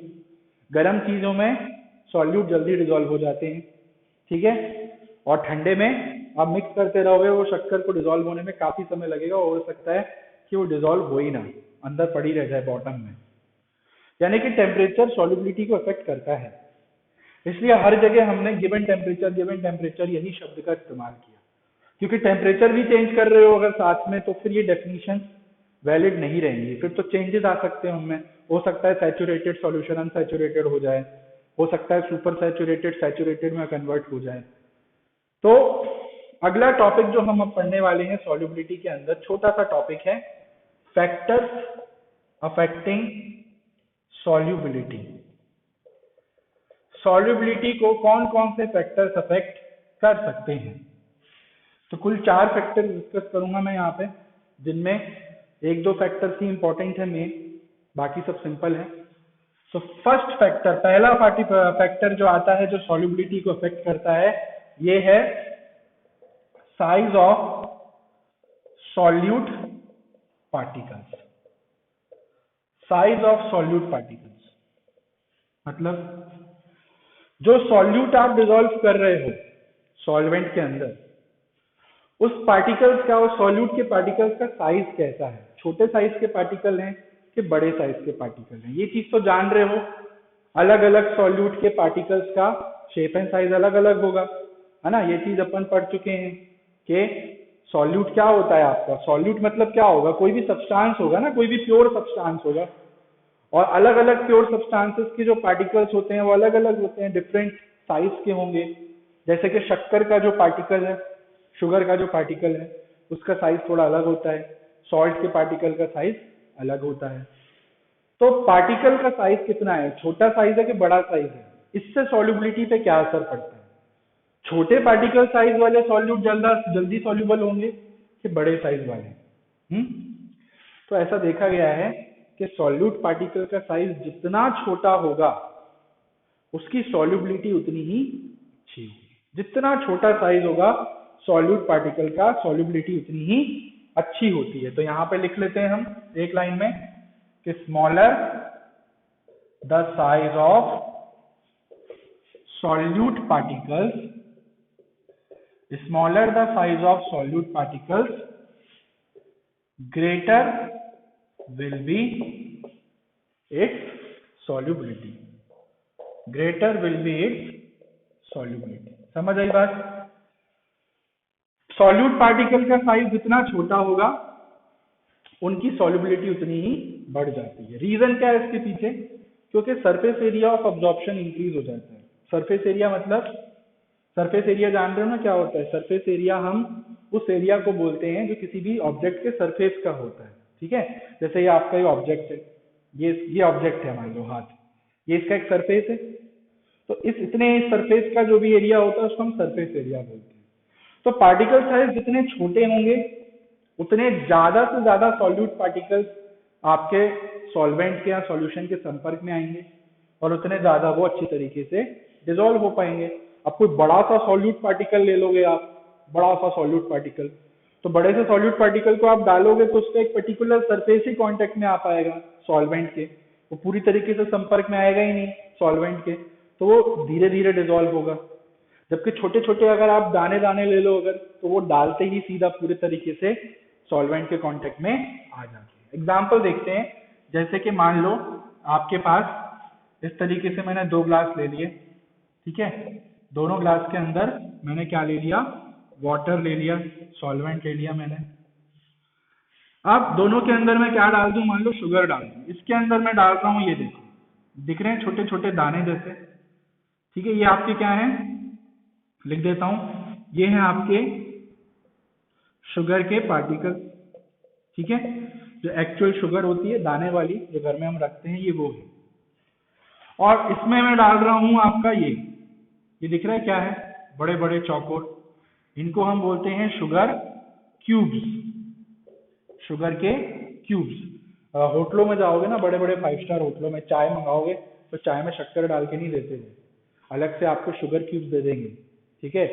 बगल में रखी रहेगी शुगर क्यूब्स, तो बड़े बड़े होते हैं, सिर्फ चौकोर चौकोर से होते हैं, एक पीस उठा के डालो काम हो जाता है ऐसा। तो शुगर तो आप दोनों में डालोगे वाटर में, दोनों ही डिसॉल्व होगी, इसमें कोई दो राय नहीं है, बिकॉज है तो दोनों एक ही टाइप के सॉल्यूशन, शुगर सॉल्यूशन। बट आप पार्टिकल साइज देखो, सॉल्यूट के पार्टिकल का साइज अलग अलग है ना। यहाँ पे देखो कितने छोटे छोटे पार्टिकल्स हैं, इसको आप डालोगे तो तुरंत पानी के अंदर चले जाएंगे, पूरा सरफेस एरिया इनका कवर हो जाएगा पानी से। जबकि शुगर क्यूब्स को आप डालोगे, बड़े बड़े पीस हैं, एक पीस जाएगा धीरे धीरे, पहले वो पानी सोखेगा फिर अंदर डूबेगा, वो धीरे धीरे तो अंदर जाएगा, एकदम से तो जाएगा नहीं। तो इनका साइज बड़ा है, इसलिए इनके जो सरफेस एरिया है उसका एब्जॉर्प्शन थोड़ा कम होगा, धीरे धीरे होगा, स्लो स्पीड से, ये जल्दी अब्जॉर्ब हो जाएंगे तो इनकी सॉल्युबिलिटी ज्यादा होगी, ठीक है। तो किसकी सॉल्युबिलिटी ज्यादा होगी, इसकी के इसकी, इसकी सॉल्युबिलिटी थोड़ी कम होगी इसके मुकाबले। सॉल्यूट शुगर पार्टिकल्स की solubility will be much more higher as compared to sugar cubes. Why? Because they have smaller size. Obviously temperature constant होना चाहिए, टेम्परेचर फिक्स होना चाहिए, हीट कर दोगे तो कहानी चेंज हो जाती है। तो ये आपके हो गया पहला फैक्टर, क्या? Size of solute particle. समझ आ गया? जितना छोटा होगा सॉल्यूट पार्टिकल का साइज, सॉल्युबिलिटी उतनी अच्छी हो जाती है। सेकंड फैक्टर, अब ये फैक्टर इंपॉर्टेंट है, वो है temperature. This is important. Second factor आता है जो सॉल्युबिलिटी को अफेक्ट करता है, वो है टेम्परेचर। अब देखो टेम्परेचर जो होता है इसका इफेक्ट ना थोड़ा सा डिफरेंट होता है सॉल्युबिलिटी के ऊपर। ऐसा देखा गया है कि टेम्परेचर बढ़ाने से कुछ कुछ सॉल्यूशन की सॉल्युबिलिटी बढ़ जाती है और कुछ कुछ सॉल्यूशंस ऐसे भी होते हैं जिनमें टेम्परेचर बढ़ाने से सॉल्युबिलिटी घट जाती है। दोनों टाइप के इफेक्ट देखने को मिलते हैं। ऐसा क्यों? देखो दो टाइप्स में डिस्कस करेंगे इसको हम। दो टाइप के सॉल्यूशन लेने वाला हूं मैं। पहले मैं लेने वाला हूं सॉलिड इन लिक्विड टाइप के सॉल्यूशन। समझ रहे हो कौन सा सॉल्यूशन है? सॉलिड इन लिक्विड सॉल्यूशन वो टाइप के सॉल्यूशन होते हैं जिनमें सॉल्यूट कौन सा होता है? सॉलिड फेज में। ठीक है, ये आपका क्या है? यहाँ पे सॉल्यूट है और लिक्विड फेज में क्या होगा? आपका सॉल्वेंट होगा। तो ऐसे सॉल्यूशंस को हम बोलते हैं solid in liquid solution. Example sugar in water, salt in water. ठीक है, ये सब आपके एग्जांपल्स हो जाएंगे। तो ऐसे टाइप का अगर कोई सॉल्यूशन है आपके पास जिसमें सॉल्यूट सॉलिड फेज में हो, सॉल्वेंट लिक्विड फेज में हो, तो क्या देखने को मिलता है हमको? ये देखने को मिलता है कि अगर आप टेम्परेचर इंक्रीज करोगे, अगर आप हीट करोगे इन सॉल्यूशन को, टेम्परेचर इनका बढ़ाओगे, तो इसके चलते इनकी जो सॉल्युबिलिटी है वो भी क्या हो जाएगी? इंक्रीज हो जाएगी। तो सबसे पहले तो ये लाइन लिख रहा है, अगर सॉलिड इन लिक्विड टाइप का कोई सॉल्यूशन है आपके पास, शुगर इन वाटर का कोई सॉल्यूशन है आपके पास, और उनमें अगर आप टेम्परेचर इंक्रीज करते हो तो सॉल्युबिलिटी भी इंक्रीज हो जाती है। सबसे बेस्ट एग्जांपल है पानी में शक्कर का ही। ठीक है, पानी में अगर आप ठंडे पानी में अगर शक्कर डालो तो उतनी अच्छी तरीके से डिसॉल्व नहीं होगी, सॉल्युबिलिटी कम होगी उसकी। क्यों? क्योंकि टेम्परेचर कम है। टेम्परेचर कम होगा तो सॉल्युबिलिटी कम हो जाएगी। और अगर आप गर्म पानी में अगर शक्कर डालो तो बहुत जल्दी, आपको मिक्स भी करने की जरूरत नहीं पड़ेगी, ऐसे ही डिसॉल्व हो जाएगी शक्कर। बिकॉज गर्म पानी यानी कि टेम्परेचर ज्यादा तो सॉल्युबिलिटी ज्यादा। अब इसका रीजन क्या है? रीजन भी तो समझना जरूरी है। ये तो समझ, इतना लिख के आ जाओगे एग्जाम में आपका काम बन जाएगा, बट हर चीज का रीजन पता होना चाहिए। क्यों? वाई? ऐसा क्यों हो रहा है कि टेम्परेचर बढ़ाने पे इनकी सॉल्युबिलिटी इंक्रीज होती है? क्या रीजन है इसके पीछे? बहुत अच्छा रीजन है और बहुत सिंपल सा रीजन है। अगर आपने पहला चैप्टर पढ़ा है अच्छे से और अगर आपको डिफरेंट स्टेट ऑफ मैटर्स के ऊपर टेम्परेचर का इफेक्ट पता है क्या होता है, तो आप इसका आंसर खुद ही बता सकते हो। 2 मिनट पॉज करके सोचो, अपने आप आंसर आ जाएगा। फर्स्ट चैप्टर में पढ़ा है ना इफेक्ट ऑफ टेम्परेचर, सॉलिड पे क्या होता है टेम्परेचर का इफेक्ट, लिक्विड पे क्या होता है। चलो समझते हैं रीजन क्या है, इसके पीछे रीजन क्या है। देखो आपने क्या किया, आपने टेम्परेचर किया इंक्रीज। क्या किया आपने? टेम्परेचर इंक्रीज किया। अच्छा, टेम्परेचर इंक्रीज करने से क्या होता है? टेम्परेचर इंक्रीज करने से क्या होता है? याद करो, पहले चैप्टर में पढ़ चुके हो, काइनेटिक एनर्जी बढ़ जाती है ना। तो टेम्परेचर इंक्रीज करने से क्या होगा? Kinetic energy of solute particles also increase होगा कि नहीं? ये चीज तो पता है ना, ये अपन पहले चैप्टर में पढ़ चुके हैं कि जब भी हम किसी स्टेट ऑफ मैटर को, whether it is solid, whether is liquid और गैस, हम जब उसको हीट करते हैं, टेम्परेचर जब बढ़ाते हैं, तो टेम्परेचर बढ़ाने से उनको हीट एनर्जी मिलती है पार्टिकल्स को। उस हीट एनर्जी को गेन करके इनकी काइनेटिक एनर्जी और ज्यादा बढ़ जाती है और ये एक्साइटेड हो जाते हैं और उनका मूवमेंट फास्ट हो जाता है। तो अगर आप टेम्परेचर बढ़ा रहे हो तो टेम्परेचर बढ़ाने से सबसे पहले क्या होगा? जो भी सॉल्यूट के पार्टिकल्स हैं, सॉल्वेंट के पार्टिकल्स भी, पर फोकस इन पे ज्यादा होता है क्योंकि इनको डिसॉल्व कर रहे हो ना आप। ठीक है, तो ओवरऑल जो भी पार्टिकल्स हैं उनकी काइनेटिक एनर्जी इंक्रीज हो जाएगी। काइनेटिक एनर्जी इंक्रीज होने से क्या होगा? Movement of particles becomes faster, होगा कि नहीं भाई? पार्टिकल्स का मूवमेंट और फास्ट हो जाएगा और तेजी से जुम जुम जुम जुम मोशन करने लगेंगे। और जब कोई चीज फास्ट मूवमेंट करेगी तो इससे क्या होगा? पार्टिकल्स के बीच में जो फोर्सेस ऑफ अट्रैक्शन है वो क्या हो जाएंगी? कमजोर हो जाएंगी ना। तो इसके कारण क्या होगा? Forces of attraction becomes weaker, होगा कि नहीं भाई? सॉल्यूट के पार्टिकल्स इनिशियली तो आपस में जुड़े होते हैं। जब आप शक्कर डालते हो तो शक्कर के पार्टिकल पहले तो आपस में जुड़े होते हैं ना। वो पानी में जाने के बाद जो सॉल्यूट के पार्टिकल्स होते हैं उनका बॉन्ड टूटता है। देखो सॉल्यूशन कैसे बनता है। इनिशियली जब आप किसी सॉल्यूट को सॉल्यूशन में डालते हो, सॉल्वेंट में डालते हो, जैसे ये आपका सॉल्यूट है और ये आपका सॉल्वेंट है, तो इनिशियली क्या होता है? इनिशियली जो आप सॉल्यूट डाल रहे हो उनके बीच में बॉन्ड होता है, बहुत सारे पार्टिकल्स होंगे सॉल्यूट के। उन सारे पार्टिकल्स के बीच में क्या होगा? फोर्सेस ऑफ अट्रैक्शन होंगी कुछ ना कुछ। ऐसे ही फोर्सेस ऑफ अट्रैक्शन किसके बीच में होंगी? सॉल्वेंट के पार्टिकल्स के बीच में भी होंगी। पर जब इन दोनों को आप आपस में इंटरमिक्स करते हो, जब आप इन दोनों को आपस में इंटरमिक्स करते हो तो होता क्या है एक्चुअली में? ये जो बॉन्ड आपको दिख रहा है, ये जो बीच में जो फोर्सेस ऑफ अट्रैक्शन दिख रही हैं, ये वीक हो जाती हैं और वीक होके बॉन्ड टूट जाता है। ये बॉन्ड टूट गया, ये बॉन्ड टूट गया। अब इन दोनों के बीच का रिश्ता टूट गया, इन दोनों के बीच की दोस्ती खत्म हो गई। तो अब ये आपस में रिलेशनशिप फॉर्म कर लेते हैं और बना लेते हैं सॉल्यूट और सॉल्वेंट। इसी को हम बोलते हैं सॉल्यूशन। ऐसे बनता है सॉल्यूशन। समझ में आई बात? ये गर्लफ्रेंड, ये उसका बॉयफ्रेंड, ये गर्लफ्रेंड, ये उसकी बॉयफ्रेंड, ठीक है? दोनों अपनी अपनी लाइफ में मस्त हैं। आपने चिंगारी लगा दी, आग लगा दी, कान भर दिए दोनों के, दोनों का रिश्ता टूट गया, ब्रेकअप हो गया। अब ब्रेकअप होने के बाद दोनों एक दूसरे के साथ बॉन्ड बना लिए, ठीक है? तो सॉल्यूशन बन गया। तो क्या होता है? पार्टिकल्स का मूवमेंट अगर फास्ट हो जाएगा तो ये तेजी से वाइब्रेट करेंगे। वाइब्रेशन फास्ट होने के कारण, मूवमेंट फास्ट होने के कारण बॉन्ड टूट जाएंगे। और बॉन्ड अगर टूट गए दोनों के बीच के, तो ये आसानी से आपस में बॉन्ड बना पाएंगे। और जितना आपस में आसानी से बॉन्ड बना लेंगे, सॉल्युबिलिटी उतनी अच्छी हो जाएगी ना। तो सॉल्यूशन बनाने के लिए सॉल्यूट का सॉल्वेंट के साथ बॉन्ड बनाना जरूरी है। ये तभी पॉसिबल है जब इनके बॉन्ड पहले टूटे। तो टेम्परेचर बढ़ाने से आप हो क्या कर क्या रहे हो आप? टेम्परेचर इंक्रीज करने से आपने इनके बीच की जो फोर्सेस ऑफ अट्रैक्शन है वो कमजोर कर दी। तब ये आसानी से टूट जाएंगे और टूट के आपस में जुड़ के क्या बना लेंगे? सॉल्यूशन बना लेंगे। यानी कि आप बोल सकते हो फाइनली कि सॉल्युबिलिटी क्या हो गई? इंक्रीज हो गई। समझ आया? तो ये रीजन है, दिस इज द रीजन कि टेम्परेचर बढ़ाने पे सॉलिड इन लिक्विड सॉल्यूशन की सॉल्युबिलिटी इंक्रीज होती है। समझ में आ गया? चलो सेकंड, दूसरे टाइप के सॉल्यूशन जिन पर टेम्परेचर का इफेक्ट हमको डिस्कस करना है, ये है gas in liquid. Gas in liquid समझ रहे हो ना? गैस इन लिक्विड मतलब अब की बार सॉल्यूट है गैसियस फेज में और लिक्विड फेज में है आपका सॉल्वेंट। तो सॉल्वेंट की फेज तो सेम है जो अपन ने पहले देखी। फर्क क्या है इस बार? इस बार सॉल्यूट की फेज देखो अलग है।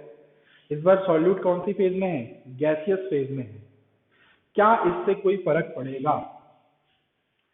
देखो ऐसा देखा गया है कि अगर इस टाइप का कोई सॉल्यूशन आप लेते हो, अब इसमें एग्जांपल क्या हो जाएगा आपका? गैस इन लिक्विड सॉल्यूशन के एग्जांपल क्या ले सकते हो? पानी में गैस, कोल्ड ड्रिंक है ना, कोल्ड ड्रिंक का एग्जांपल बताया था। तो ऐसे में अगर आप टेम्परेचर इंक्रीज करोगे तो क्या होगा?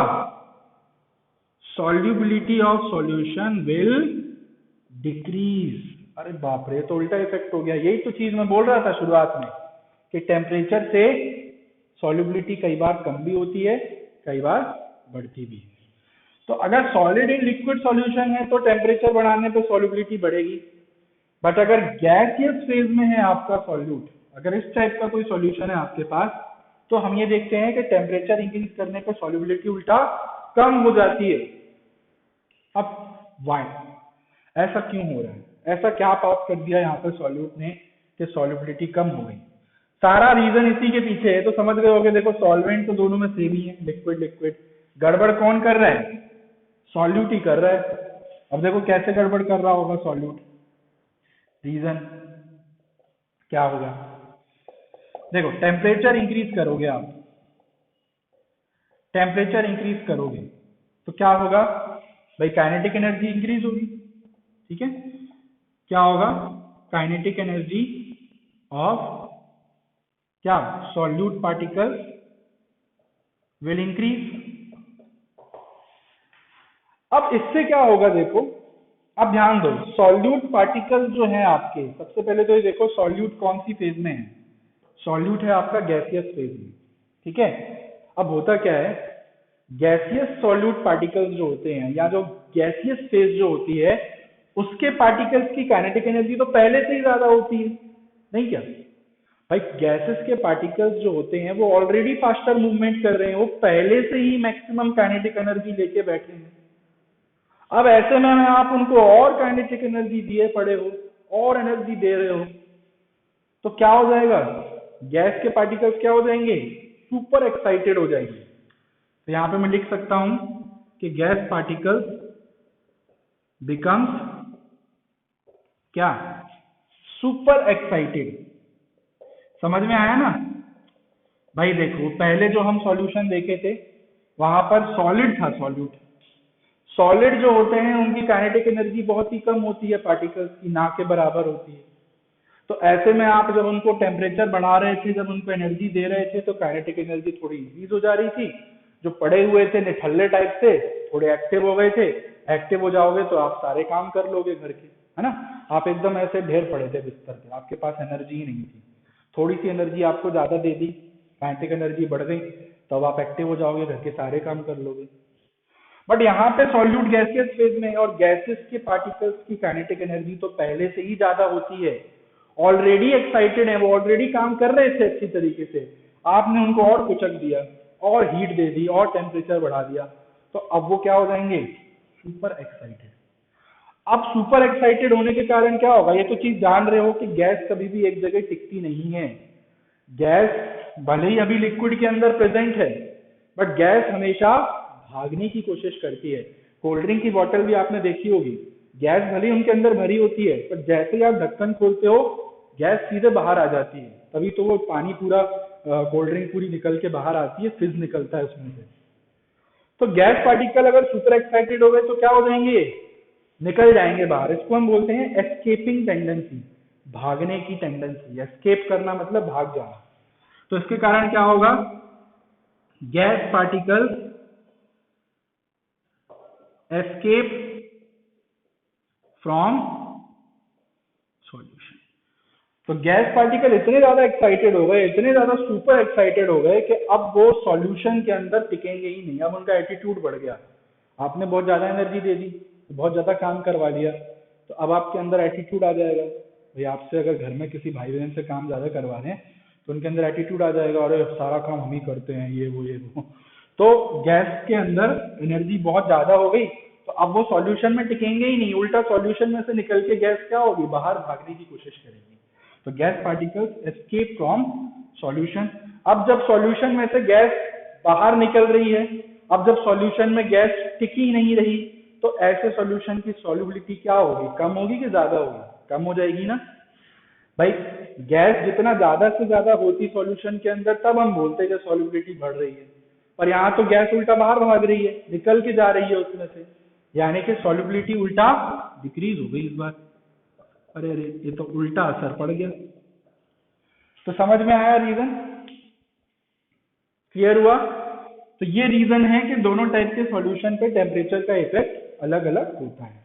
तो ये चीज याद रखनी है कि सॉलिड इन लिक्विड सॉल्यूशन के केस में टेम्परेचर बढ़ाने पर सॉल्युबिलिटी बढ़ती है, और गैसेस इन लिक्विड सॉल्यूशन में टेम्परेचर बढ़ाने पर सॉल्युबिलिटी घटती है। रीजन दोनों का लिख दिया है।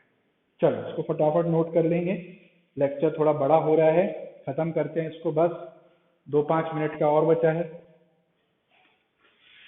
बता दूं, ये मेन था इफेक्ट ऑफ टेम्परेचर। बस 2 और इफेक्ट बचे हैं, खत्म फिर ये टॉपिक, सॉल्यूशन खत्म, इस सॉल्यूशन की कहानी खत्म हो जाएगी, फिर बस सस्पेंशन और कोलॉइडल सॉल्यूशन बचे। तो तीसरा फैक्टर जो आता है बच्चों वो है प्रेशर। प्रेशर प्रेशर का क्या असर होता है? तो प्रेशर में भी सेम कहानी है। पहले बात करते हैं सॉलिड एंड लिक्विड सॉल्यूशन के बारे में। तो सॉलिड एंड लिक्विड टाइप का अगर सॉल्यूशन है तो ऐसा देखा जाता है कि there is no effect of pressure on solubility. Simple है। अगर सॉलिड एंड लिक्विड सॉल्यूशन है आपके पास, अगर आपके पास सॉल्यूट सॉलिड फेज में है तो प्रेशर का कोई इफेक्ट नहीं होगा सॉल्युबिलिटी पे। आप कितना भी ऐसे दबाते जाओ, सॉल्यूशन को प्रेस करते जाओ, प्रेशर अप्लाई करते जाओ, कोई इफेक्ट नहीं होगा। रीजन बिकॉज सॉल्यूट देखो कौन सी फेज में है, सॉलिड फेज में है। और पहले चैप्टर में अगर याद हो तो मैंने इफेक्ट ऑफ प्रेशर में चीज बताई थी कि सॉलिड्स के ऊपर प्रेशर का कोई इफेक्ट नहीं होता। सॉलिड तो ऑलरेडी कंप्रेस्ड होते हैं पहले से, पार्टिकल एकदम एक दूसरे के आसपास होते हैं, कितना दबाओगे और कितना पास आ जाएंगे। तो there is no effect of pressure on solubility because solids are nearly, लिख दो, सॉलिड्स आर नियरली क्या होते हैं? इनकम्प्रेसिबल। इनकम्प्रेसिबल मतलब इन पे प्रेशर का कोई असर नहीं पड़ता, तो फिर ओवरऑल सॉल्यूशन पे भी कोई असर नहीं पड़ेगा। दूसरा, गैस इन लिक्विड सॉल्यूशन। तो गैस इन लिक्विड सॉल्यूशन पे प्रेशर का इफेक्ट पड़ता है। Why? Because solute is in now in gaseous state, और हम जानते हैं कि गैसेज आर हाईली कंप्रेसिबल। तो क्या देखा गया है यहाँ पे कि प्रेशर अगर आप इंक्रीज करोगे तो सॉल्युबिलिटी क्या हो जाएगी? इंक्रीज हो जाएगी। ठीक है। अगर गैसेज एंड लिक्विड वाला सॉल्यूशन है आपके पास कोई, तो ऐसे में अगर आप प्रेशर इंक्रीज करोगे तो सॉल्युबिलिटी भी इंक्रीज हो जाएगी। जितना ज्यादा प्रेशर होगा सॉल्युबिलिटी उस गैस की उतनी ही ज्यादा बढ़ जाएगी। व्हाई? रीजन जान रहे हो सब? Because gases are highly compressible. Gases are highly compressible. Gases में कंप्रेसिबिलिटी बहुत अच्छी होती है। अब गैस को अगर आप कंप्रेस करोगे तो क्या हो जाएगा? Gases are highly compressible and can convert to liquid state under pressure. Pressure ज्यादा अप्लाई करोगे तो गैस इसमें कन्वर्ट हो जाती है लिक्विड स्टेट में।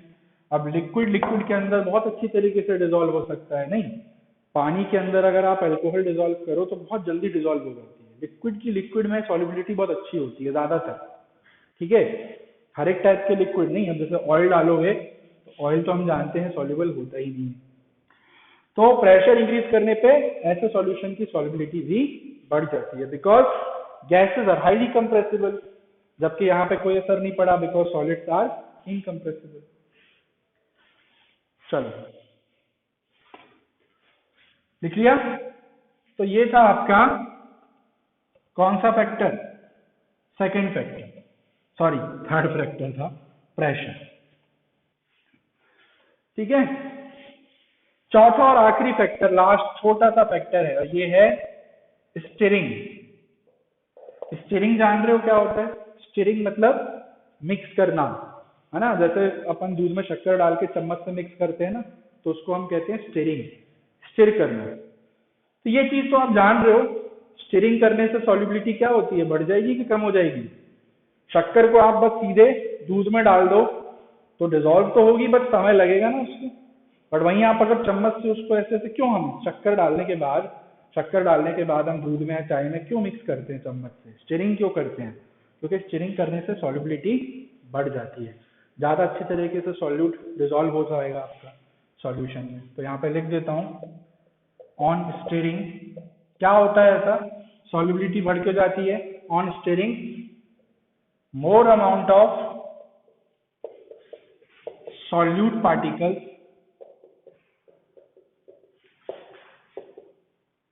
comes in contact with solvent particles, hence solubility increases। क्या होता है? स्टीयरिंग करने पे या मिक्स करने पे क्या होता है? ज्यादा से ज्यादा सॉल्यूट पार्टिकल्स जो होते हैं वो सॉल्वेंट पार्टिकल्स के संपर्क में आ जाते हैं, तो इससे सॉल्युबिलिटी इंक्रीज हो जाती है। ठीक है, तो जैसे दो लोग हैं, आप नए नए स्कूल में जाते हो ना, नए नए स्कूल में एडमिशन लेते हो, तो नए लोग होते हैं, नए बच्चे होते हैं, है ना, तो शुरुआत में तो आप थोड़ा संकोच करते हो उनसे बात करने में, ऐसा झिझक फील होती है, नए लोग हैं, है ना, कैसे होंगे पता नहीं। धीरे धीरे आप जब उनसे बात करते हो तो आप धीरे धीरे ओपन होते हो और धीरे धीरे आपकी दोस्ती बढ़ जाती है। वैसा ही कुछ यहाँ पर भी होता है। इनिशियली जब आप सॉल्यूट और सॉल्वेंट को एक जगह डालते हो तो डिजोल्व तो हो जाते हैं, वो मिक्स तो हो जाते हैं, बट पूरी तरीके से नहीं हो पाते। क्यों? क्योंकि अभी उनमें अच्छी तरीके से कांटेक्ट नहीं बन पाया है।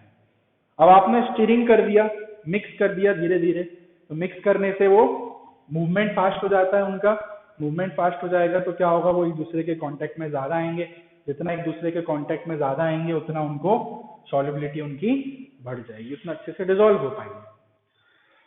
तो ये थे आपके 4 फैक्टर्स जो कि सॉल्युबिलिटी को अफेक्ट करते हैं। काफी डिटेल्ड लेक्चर हो गया है, कोई दिक्कत नहीं है, ऐसा नहीं है कि यहाँ पे पढ़ाई हुई चीजें बुक्स में नहीं दी हुई हैं, सैचुरेटेड अनसैचुरेटेड आप खोल के देखना, अच्छे से दिया हुआ है। अब एनसीईआरटीज में क्या होता है, एनसीईआरटीज में टू दी पॉइंट लिखते हैं चीजों को, बस एक एक सेंटेंस में लिखा, खत्म। जिम्मेदारी होती है टीचर की, टीचर की रिस्पॉन्सिबिलिटी है वो मैक्सिमम कितना समझा सकता है, उसमें कितना कंटेंट आपको दे सकता है। अदरवाइज एनसीईआरटी के देख के चलोगे तो चैप्टर बहुत जल्दी खत्म हो जाते हैं, छोटा छोटा लिख देते हैं वहां पे, तो वो लोग टीचर के पर्पज से बनाते हैं कि टीचर्स लोग समझाएं अच्छी तरीके से। तो ये थी कहानी सॉल्युबिलिटी की। तो आपका सॉल्यूशन वाला टॉपिक ओवर हो गया। अब सॉल्यूशन में और कुछ डिस्कस करने के लिए नहीं बचा, सब चीजें डिस्कस हो चुकी हैं। अगले लेक्चर में हम लोग सस्पेंशन के बारे में पढ़ेंगे, second type of mixture and a heterogeneous mixture called suspension, और एक ही लेक्चर में खत्म करेंगे, ज्यादा डिटेल नहीं है उसमें, बस सस्पेंशन होता क्या है पढ़ना है, उसकी प्रॉपर्टीज पढ़नी है, दैट्स ऑल। ये सॉल्युबिलिटी वॉल्युबिलिटी ये सब कुछ पढ़ना ही नहीं है वहां पे, क्योंकि वो मिक्स ही नहीं होते आपस में, हेट्रोजीनियस है वो। ठीक है, तो टेंशन ही नहीं लेना इन सब चीजों की। चलो, तो आज के लिए इतना ही, अगले लेक्चर में मिलते हैं।